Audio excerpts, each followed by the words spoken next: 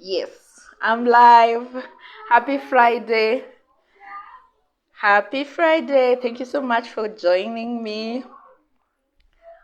If you join, let me know if you're watching live, hashtag live. And if you're watching on the replay, hashtag replay.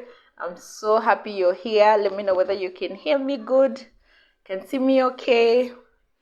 I'm going to give it 2 more seconds and we're going to start. Welcome, welcome. Yeah. So happy Friday. My name is Fanny Shamala Mulengwa. I am the group host and I'm an online strategist and business coach. So I come here live most of the time, twice a week sometimes, just to give you nuggets and to give you tips and strategies to help you start making sales immediately. So today I want to talk about nurturing leads. And I want to be very specific about what leads are, because sometimes we confuse our leads with people who know about us or who are aware about us. So there's a difference between your target audience or your market audience or your target market with your leads. Leads are those who have expressed interest or asked questions about your service. So leads are just not your audience. So for example, in this group, we have about probably 1,300 right now. Not everybody is a lead for me. Not everybody has actually had a conversation with me specifically about their business. That's my daughter. So you really need leads. Leads are the bloodline of the business, because leads are those conversations that turn into clients. So you need to have a strategy of how you can nurture leads. And the reason is not everybody you meet is specifically ready to buy. Right now, maybe it's your first time seeing my live or watching me on the replay and you like what I'm talking about. You're probably not gonna just remove your credit card to pay me immediately. You want to have a conversation specifically on how I can support your business. So that's the importance of lead generation. You need to nurture your audience, because not everybody is gonna buy as soon as they meet you or they hear about you. So that's the general rule of marketing. Marketing is ensuring that you're on top of mind, so that when this person wants to buy, the first person they think of when they're thinking about a solution for their problem, they are thinking of you. So if you're not nurturing leads, then nobody is thinking of you, and then somebody else who is offering the same service will swoop in because you probably didn't nurture the relationship. So think about it like dating. So, or marriage really. When you met your guy, or when you meet a guy on the first day in a pub, he's not gonna ask you to marry him on day one. There has to be an introduction, and there has to be a conversation, several meetings before the big question of I do. So think about lead nurturing the same way. So you meet a potential client, there has to be a conversation before they say I do to your service. So you cannot expect everybody to just immediately jump in and say I'm in. You have to be nurtured, because that's a very small percentage. 3% of your audience will buy immediately. So you need to be nurturing 97%. So this is a very important. If you don't have a strategy for this, then you're leaving money on the table. So think of your business like a love story, and then you want to give it TLC. So a lot of times we know TLC, especially us who are oldies, as this huge R&B group, Tender Loving Care, what were they called? T-Boz, I can't remember, Chili and someone, and Left Time. But TLC in marketing means T for traffic, L for leads, and C for conversion, or C for clients, whichever one you prefer. So traffic is how many people are aware consistently, not one-off. How many people are consistently aware about you and your service, how you're in front of people telling them about how you can solve their problem. That's driving traffic. So you need to have a strategy of how you're going to drive traffic and create an audience, because from that traffic is where you're going to get leads. So an example is I drive traffic to my group, to this group. So anybody I'm engaging with in other groups, in other platforms, I tell them, if you want more information, you want to hang out with me, come to my group, I go live, I share nuggets, you can make sales, meet new people, network, etc.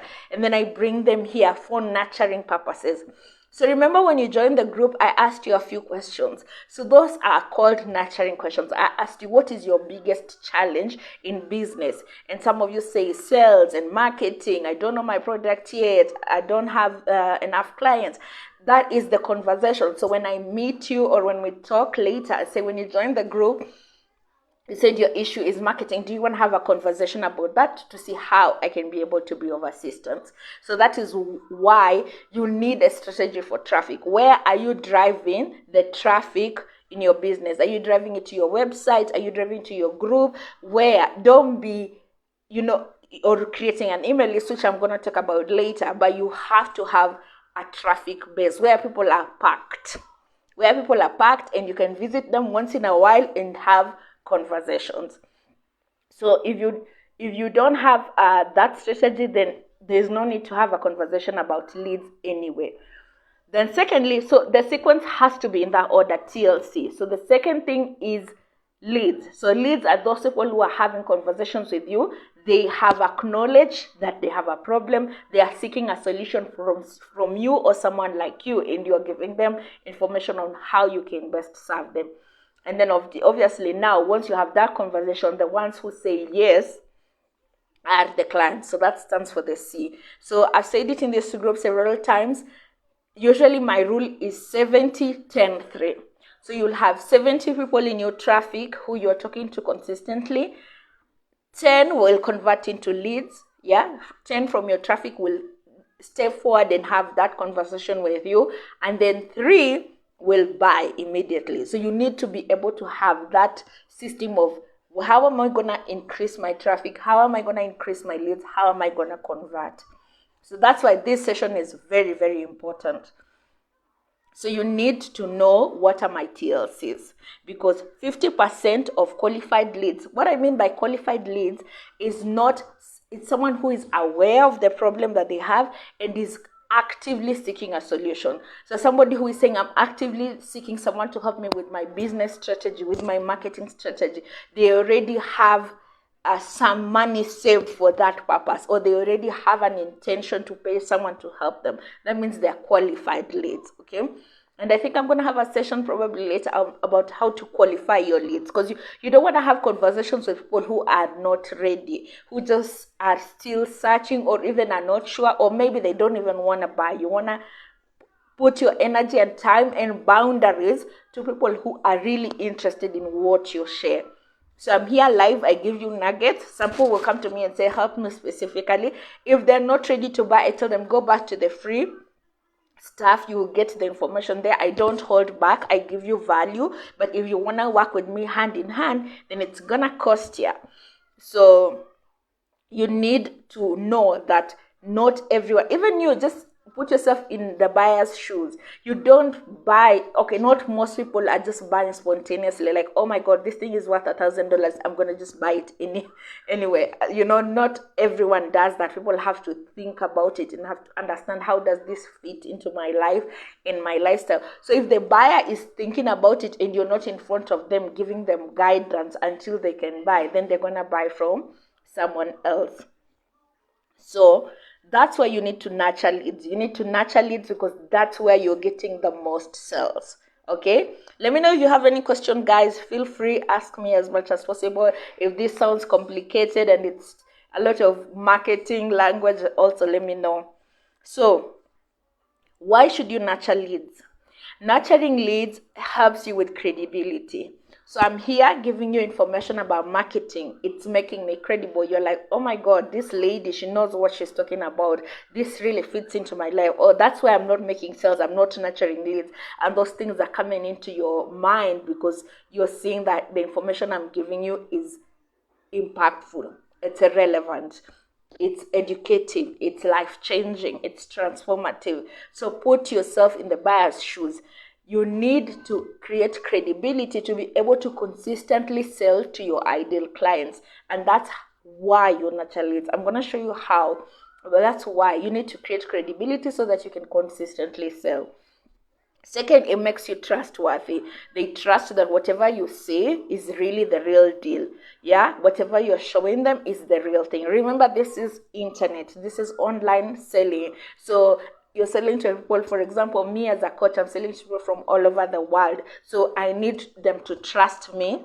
And so I have to show up and show them that I am available, I am knowledgeable, this is the vibes that I'm sending. This is how much I care. I empathize about their situation, so that then I can build trust. And then number three, obviously, it makes you real. So like now when I'm coming live and I'm talking, you can see me, you can hear my voice, you can, listen to what I'm saying. I'm giving you, stories about my life sometimes, and it makes me real. It makes me human. It makes me relatable. And then number four, that I'm available. So if I'm in this group, every week I go live, and this is the time she goes live. You know that this is somebody who is consistent, she's reliable, I can trust her to work, because my program is 90 days. So we can work together for 3 months. Yeah, but if I was here, oh, hi, Victor. Okay, no worries. You haven't missed much. Yeah, so as much as I am, I'm here, and I'm showing you my availability to be able to be of service. So if you're just going to someone and saying buy or not, and then you disappear, and then probably maybe I wanted to buy a weight loss program, I'm thinking about losing weight, and I saw your content and it was so good, and I'm considering it, and then next time I come, there is no group. The group that was there already has been archived, or maybe the email list that was there, I'm no longer receiving emails, or there's no post about it. I'll be like, oh, maybe she wasn't serious, or maybe she wasn't real, and then I'll go and buy from someone else who was available to be of service. So this is why it's important to nurture leads. Nurturing leads makes you credible, trustworthy, human, meaning you're real, you're caring, you're empathetic, you're understanding of your ideal client situation, and also it ensures you're available. So one of my favorite ways of nurturing leads is email marketing. Actually, in the beginning of my business, my previous business of event marketing, like 90% of my sales were just from email marketing. I remember my first program, I was selling coaching for another coach, because I've told that story before. I wasn't brave. I had so many mental blocks. So I would sell on behalf of other coaches, but I would create everything except deliver the program. So the first email I sent, I actually got a very huge company that wrote me back and said, this is our budget, is it okay? And it was like triple what I had wanted to pitch, and I was so shocked, because at that time I didn't even know how to price my package, but it was just through an email. So email marketing is very important, especially in business. The second thing is, this social media, it doesn't belong to us. Okay, this is Mark Zuckerberg's project business. Yeah, Twitter is now Elon Musk's project. Instagram is Mark Zuckerberg's. TikTok, I don't even know who owns TikTok. So if they decide, for example, today they don't like Fanice's content and they ban me, I might lose 1,300 leads at 1,300 people who would have been leads and who would have been potential buyers. So email list is the only thing that belongs to you as a business owner. So you need to be nurturing emails. If you're having conversation with someone, have a way of giving them service in exchange of their email address or in exchange of their contact, so that you can continue having conversations with them until they are ready to buy. Okay, so you need to use email marketing. 91% of consumers check their email every day. So social media is good, but it shouldn't be your main source of lead nurture. You need another source of lead nurture where you have your own system with email marketing, where you have your own emails. If I decide to move to YouTube, I'm going to email you all and tell you I'm no longer doing lives on Facebook. I'm now doing it on YouTube. And probably the ones who see the value in what I'm offering will follow me to YouTube. So you really need to have an email marketing strategy. So how do you warm up your email to avoid ending up in the spam? Yes. Let me just answer that one. I wanted to do it at the end, Victor, but I know I'll forget. How do you warm up your email to end up avoiding spam? First of all, it has to be permission-based. Don't use someone's email when they didn't give you their email. Don't collect emails from nowhere. They have to be your ideal clients. They have to be people who want to know more about your product or service. So if I'm not interested in your product or service, I might not have subscribed, or make it easy to unsubscribe for those who have subscribed. So make it very permission-based. We talked about permission-based selling. I think I did a live on Monday or something about that. Somebody has to be aware that this is a conversation that will lead to sales, that I'm a business owner and I'm giving you this information so that you can buy. That's number one. Number two, it's in the content that you're creating. If you're just creating content that is selfish, all about you, and asking them for money, buy from me, buy from me, buy from me, that is repellent. That's a repellent.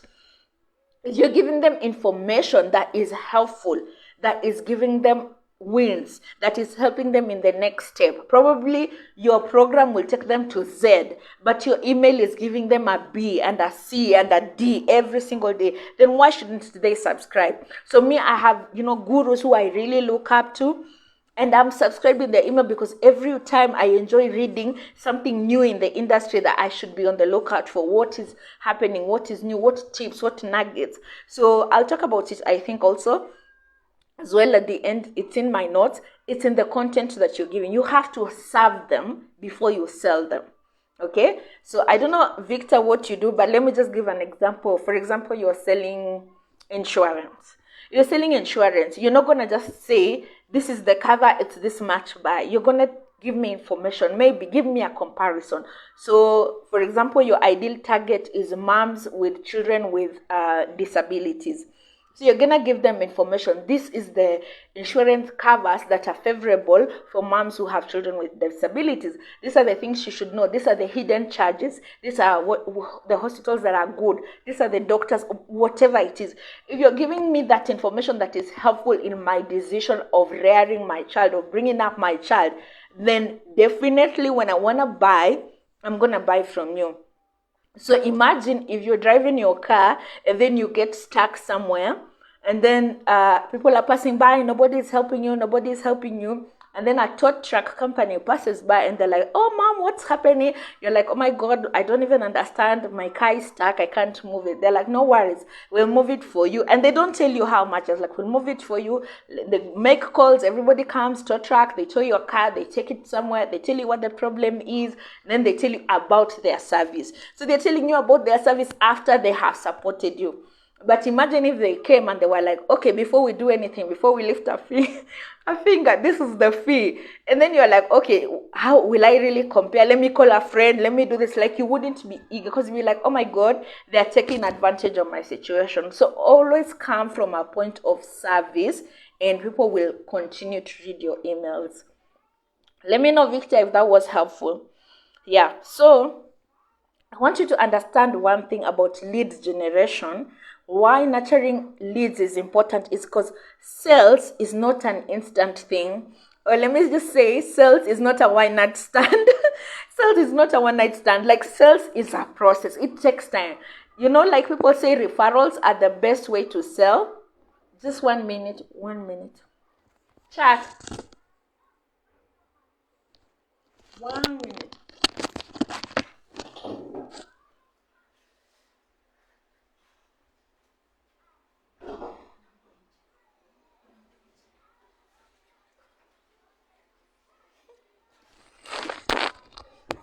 I was helping my son to go to the loo.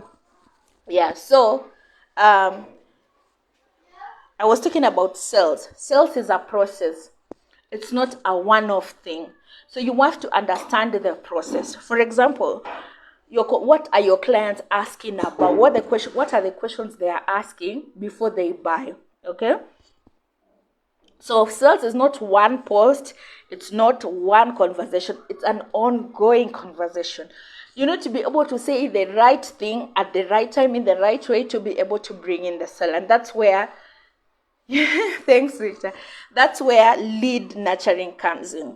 So let me say your ideal clients are asking some of these things. They're asking, how can this service, for example, for me, I'm a coach, how can this coaching help me? Okay, how can this help me? It's all about them. Okay, if your business was a movie, you're not the lead character. The lead character is the client. You are just the director. So you need to take a background seat and talk about the client. Even when you're talking about yourself, you're talking about yourself in relation to the client. So if you're sharing your personal story, you want to inspire the client, support the client, show the client how you've been there. So if you're just asking them about, give me your money, pay me, they're not going to buy. Even you're never going to buy from someone who is always asking about money. You're always going to buy from someone who is of service first. So sales is not a one-night stand. Remember that. Sales is a conversation. It's actually like an engagement before marriage. And marriage is the sale. Okay? So they're asking, how can this service, whatever you're offering, how can this help me? And then they're asking, how can this service provider, now you personally, how can this service provider help me? Okay? And then they're asking, why should I hire this person? So you need to be able to answer those questions. You need to be able to answer why your service is of importance, how it helps your ideal client, how you in particular can uniquely serve them, okay? And why they should hire you. And let me tell you, it has nothing to do with price. Don't think, oh, because I'm cheaper. That has nothing to do with value. So we're going to have another conversation about that, okay? So that's what they're asking themselves, and that's how you should be nurturing. So you should be creating content that tells them how your industry is important, your service is important, how it can transform their lives, how it can improve them, how it can remove a problem, okay? You're telling them how you in particular are qualified to be able to support them. And when I say qualifications, I don't mean PhD, I mean your experience, your passion, your purpose, your input, your unique view, okay? And then why they should hire you, okay? Why they should hire you, it's your own personal mission in terms of whatever industry. So like for me, my personal mission is for moms to be empowered to have an online business that serves them well, pays them well, and they can have freedom to have more time with their families. There are other business strategists who have a different personal mission. So if you don't share my personal mission, you might not buy from me. I think I did, I'll probably do it again because it's important, just to say how you can, ensure that you share content that shows how you uniquely serve your ideal clients. So you have to create content that answers these questions so that you can accelerate the sales process. If people don't know how your service is important to them, how it solves the problem that they are having, or if people don't know how you in particular as the provider can help them, or why they should hire you, then you need to go back to the drawing board. You need to DM me and tell me, I'm ready to work. I want to know how I can effectively answer this question so that I can attract my ideal clients. So the most important thing about this is not what I'm saying, basically. Like what I'm saying are tactics, but the tactics, the thing that should come before the tactics is your mind, is your mindset. Okay, like I remember when I was job hunting, if I went to an interview and the HR person would say, what is unique about you? Honestly, I would freeze. I wouldn't know what to say. I even started like memorizing a few answers because I didn't have the mental support or like somebody to help me with how to believe in myself, basically. So I have been there. I know how it is to just have doubts, to charge low, to feel shy, to tell people about your service, to feel like I just want to tell you about, I just want to give you my business card and hope you buy, you don't want to nurture. I don't want to follow up. It will feel like I'm pushy and I'm salesy. I don't want to bother them. I don't want to show up. So it's really nurturing leads and selling as much as it's a technical skill, it really comes from your mental well-being, your mental state. So number one thing about lead, the TLC, just bringing in traffic, creating leads and converting, is your belief, your personal belief. How much do you believe in yourself? In yourself to come through, to show up, to show yourself in front of your ideal client and say, yes, I'm that person who is able to support you. This is what I know. This is what I'm able to do. How much do you believe in yourself to charge the amount of money that you feel you desire and deserve? Yeah? Without let me tell you. So I wanted to hire someone for something. I don't want to mention what it is. And I would see their content and it was so good. And obviously they came highly recommended. And we had one conversation on Zoom. It was amazing. And then we had the second conversation on Zoom. And the amount of money he quoted wasn't the amount of money I was expecting. So it wasn't in line with what I felt like I could afford. So when I said, oh my God, what you're offering is amazing, and I know you're worth it because your presentation has been amazing, but I cannot afford it right away. I told him, give me time. Let's keep in touch. When I'm ready, I will buy. But at that moment, I could see the belief in himself just like disappearing. And it was like, okay, how much can you afford? I was like, but you say that the thing is worth this much. What does it have to do with what I can afford? And it was like, how much do you have in the bank? We can work with the amount that you have. I was like, why? So my belief in his abilities to deliver immediately, came down, and I was like, probably it wasn't what it seemed. And I ended up not buying, not just because of that instant where he didn't believe in himself and he was seemingly lowering his prices just for that particular reason. And I was like, no, I even told him, you shouldn't lower your prices because of me. I was like, you have an amazing thing, and the return on the value was there. So you have to believe in yourself, believe in your abilities, believe in your gifts, believe in your experience and expertise, and show up confidently. Yeah, show up confidently to show people that, yes, it's me, I'm the one, I'm able to do this, so that they can instantly also share that belief with you. If you don't believe in yourself, how do you expect your clients to believe in your ability to deliver the transformation that you're promising? Yeah? So believe in yourself. Number 2, believe in your offer. Believe in your offer. Whatever the value you have decided, this is what I am worth, this is what I deliver, this is the return on investment. Believe in it. Believe in it. Those who understand the value will buy. And now when you pre-qualify, you're going to repel those who don't understand the value. Okay? Believe in your offer. And then number 3, believe in your clients. Believe in your clients. Believe that those people who understand the value will happily buy, will be excited to buy, will want to work with you, will believe in the transformation. Because at the end of the day, you're not going to send, if you don't believe in your abilities, you're not going to send emails to nurture people, because you're going to be in a hurry to make the sale. So every time you're talking to somebody, you're just thinking about the money. You're not thinking, how can I be of service? And then that energy is going to come to that person. They're like, this person just wants my money. I don't think they're really interested in supporting me. And then that's how you end up losing the sale. So believe in your clients. Believe in you being able to communicate to your clients effectively the value, them understanding, them happily, paying you. So those 3 things, if you have to forget anything I've said today, don't forget these 3 things. You have to believe in yourself.